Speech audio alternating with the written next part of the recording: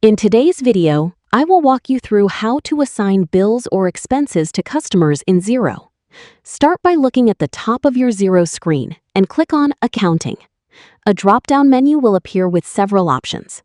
From this menu, select Accounting Settings.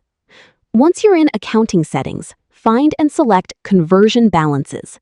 This will take you to the section where you can enter the financial balances for your business as of a specific date. Next, add your conversion date. Enter the date you want to use as the starting point for your financial data in Xero. Once the conversion date has been entered, move on to the balances. Enter the necessary balances from your previous accounting records. These may include accounts receivable, accounts payable, bank balances, and other balances relevant to your business as of the conversion date. Enter each required balance carefully and make sure the figures match your previous accounting records. After entering all the required balances, review your entries.